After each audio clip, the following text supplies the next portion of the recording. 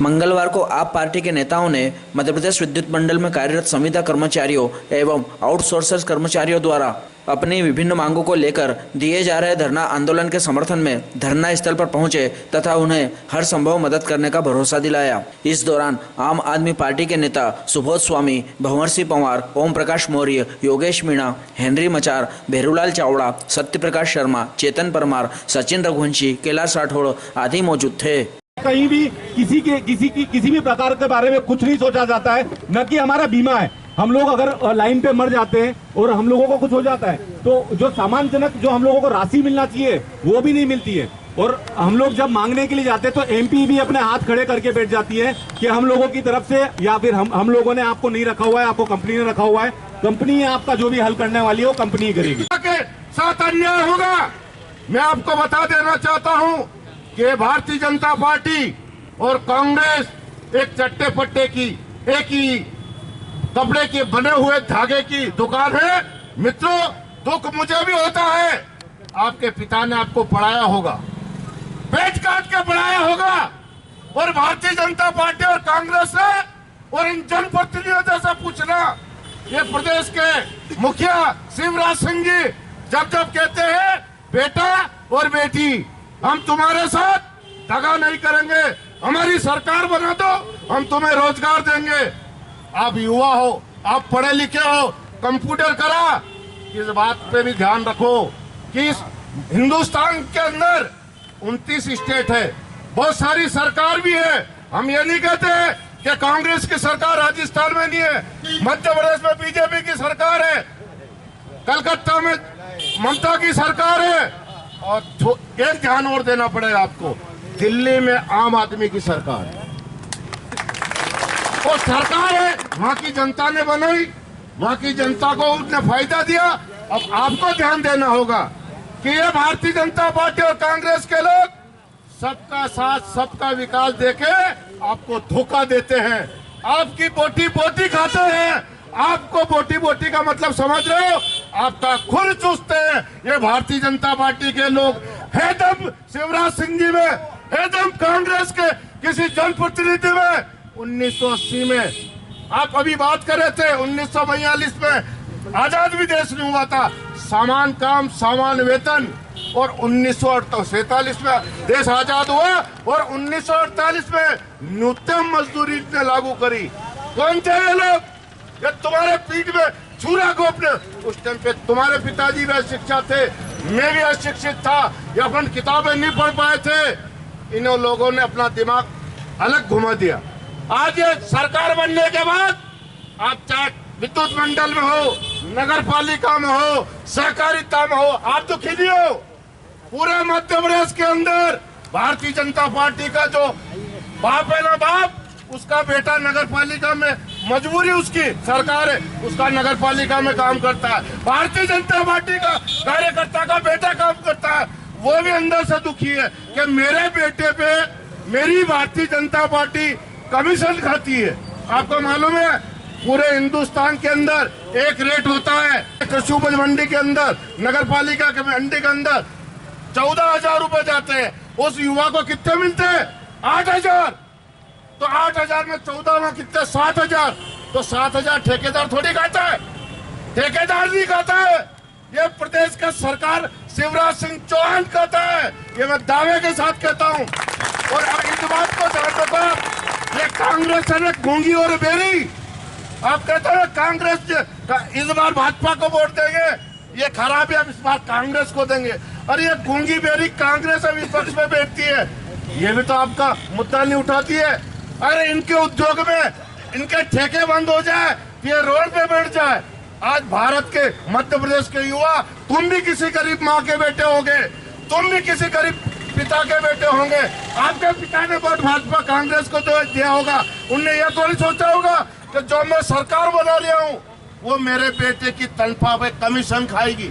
ये कमीशन खोल वाली सरकार है। ये पूरे मध्य प्रदेश में आप दुखी नहीं हो, सहकारिता वाले भी दुखी है।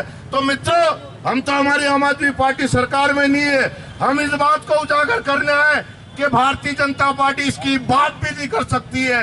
कांग्रेस पार्टी इसकी बात भी नहीं कर सकती है, क्योंकि ये कमीशन खोर है, चाहे आपकी जान चली जाए। मित्रों, का परिचय देंगे। इंकलाब जिंदाबाद जिंदाबाद जिंदाबाद, इंकलाब जिंदाबाद जिंदाबाद जिंदाबाद।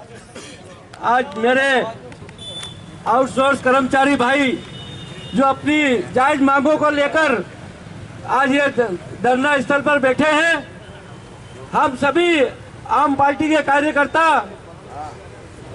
हम हमारे सभी भाइयों का जायज मांग का समर्थन करते हैं। और साथ में नागदा में जो भी दिग्गज नेता बैठे हैं, ऐसे नागदा में नेता बैठे हैं जो कि कोई मंडल का, किसी मंडल का अध्यक्ष है, कोई प्रतिनिधि है। मैं सबको कहता हूं, तुमको शर्म से डूब के मर जाना चाहिए। अगर ये रात दिन बारिश ठंड में ये करने वाले कर्मचारी आज अगर इस रोड पे बैठे हैं, इनकी मांगे पूरी नहीं होती है, तो आप लोगों को शर्म से डूब के मर जाना चाहिए। और आप सभी भाइयों से हम यही अनुरोध करते हैं कि आपकी इस लड़ाई में और आपके दुख सुख में आम आदमी पार्टी के जितने भी हम कार्यकर्ता हैं, सब आपके साथ जी जान से आपका सहयोग करेंगे, समर्थन करेंगे। जय हिंद, जय भारत। कि कम से कम आप आपके इंसाफ की लड़ाई के लिए सड़क पर तो आए। अभी कुछ दिन पहले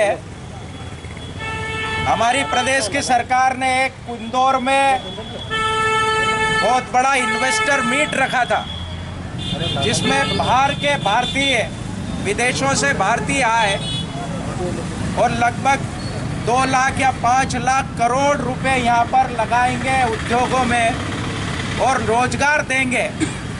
ऐसे बड़े बड़े दावे हमारे मुख्यमंत्री शिवराज सिंह चौहान द्वारा किए गए। अरे जिन लोगों की नौकरी लगी हुई उन लोगों की नौकरी तो तुम खा रहे हो। अब नए पैदा करके, ये नई बात करके ये स्पष्ट हो रहा है कि सिर्फ चुनाव के चक्कर में तुम इतनी बड़ी बड़ी बातें कर रहे हो, नहीं तो ये आज ये आउटसोर्स कर्मचारियों को धरना देने की जरूरत नहीं पड़ती। और ये कोई आज की तो बात है नहीं कि आप लोग, आपकी जो आज की मांग है ये कोई आज या कल या महीने 2 महीने में उत्पन्न हुई और आप लोग बैठे।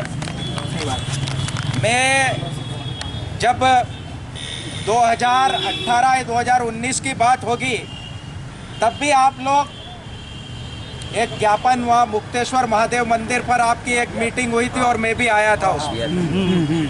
थी वो वाली बात। सही बात। मैं किसी दल पर निशाना नहीं लगाऊं, लेकिन उनके कार्यों से वो दोनों अपने आप ही बता रहे हैं कि वो आपकी मांगों के प्रति कितने गंभीर है। भारतीय जनता पार्टी अभी सत्ता में है, तो आप लोग उम्मीद लगाओगे कांग्रेस से, क्योंकि कांग्रेस विपक्ष की सबसे बड़ी पार्टी है।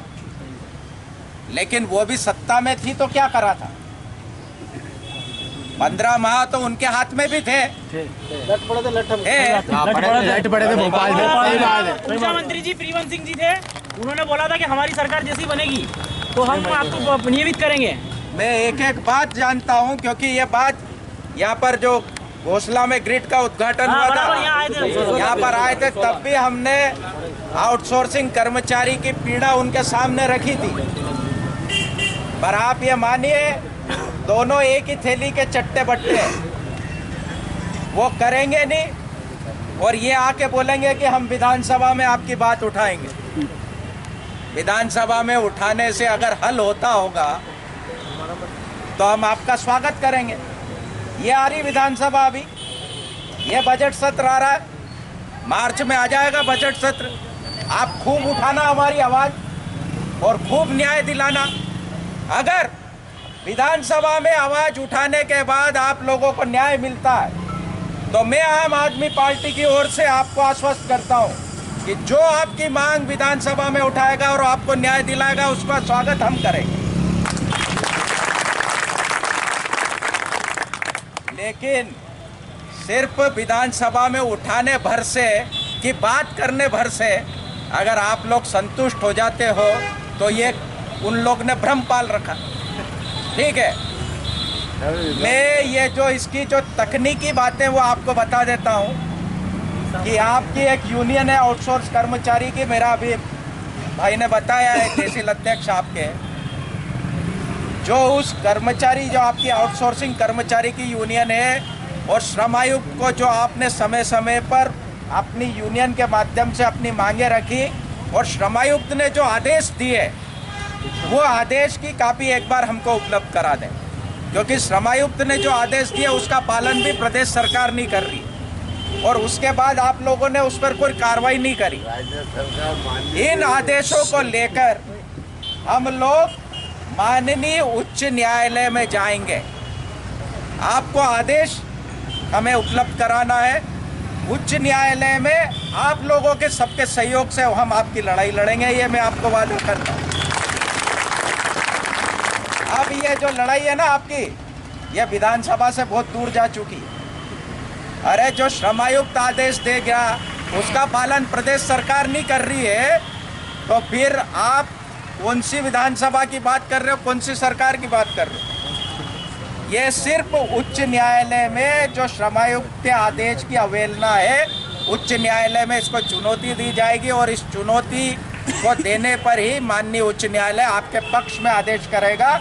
क्योंकि अगर आज के संदर्भ में, आज की परिस्थितियों में, वर्तमान परिस्थितियों में किसी पर अगर विश्वास रहा है तो भारतीय न्यायपालिकाओं पे विश्वास रहा है। बाकी सरकार और शासन गरीबों को, युवाओं को भगवान भरोसे छोड़ रही है। हम आज फिर, उस दिन भी हमने आपको विश्वास दिलाया था, आज भी विश्वास दिलाते हैं कि आपको जब जब यहाँ पर हो या कहीं पर भी, जब जब एक किंचित मात्र भी पीड़ा हो, सिर्फ हमको बुलाना।